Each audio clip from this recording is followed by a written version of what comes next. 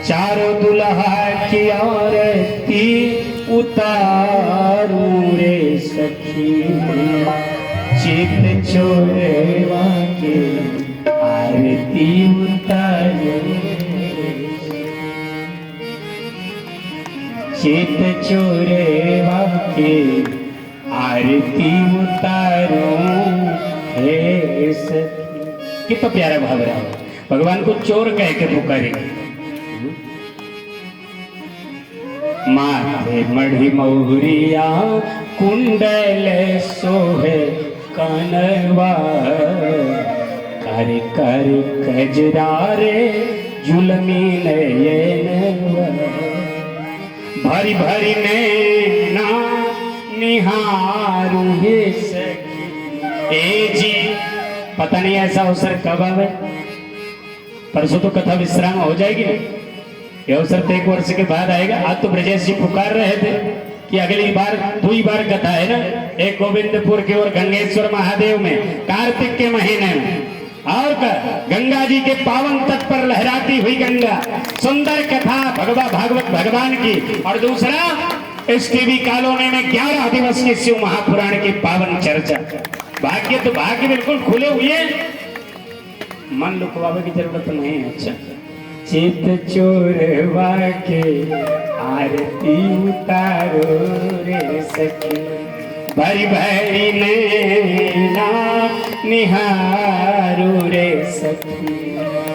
ए जी भरी भरी नैना निहारो रे सखी, चित चोरवा के ए हो का कहते उनका अरुण, तो हमारे कहे के चक्कर में रहा। अच्छा, चित चोरवा के आरती उतारू, बहुत समय कम है ना। और आगे की बड़ी प्यारी लाइन माताओं ने गई, दुल्हन से मिथिलेश कुमारी, क्या सुंदर शब्द कोशों से विभूषित किया है। दुल्हन से मिथिलेश कुमारी, दुल्हा दुल्हेरुआ श्री अवध बिहारी।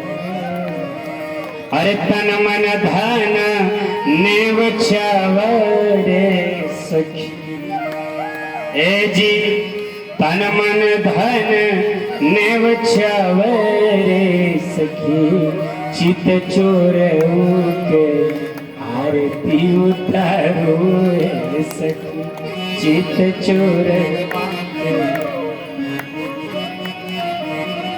ब्याह विभूषण अंग अंग साजे। इसे मन में बार बार उठ रहा होगा ना, बजौती कहते है ना, नाक फुटेड़ हो रही।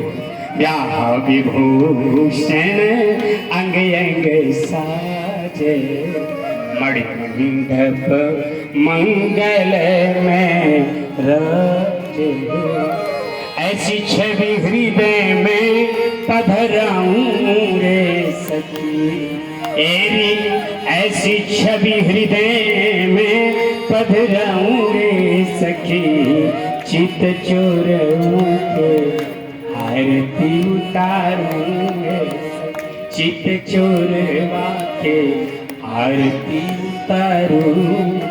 आज वही भगवान चित्त चोर माखन चुराने के बहाने से गोपियों के चित्त को चुरा लेते हैं और ब्रज से निकल करके गौओं को चराने के लिए जाने लगे हैं महाराज। और जिस समय प्रातः काल वेणु वादन करते हुए गौओं को चराने जाते हैं, आगे का प्रसंग बहुत मार्मिक है, इसीलिए जल्दी में जिस समय गौओं को चराने के लिए जाते हैं और बांसुरी बजने लगती है ना, तो सारी गोपियां, गोपी माने जानते हैं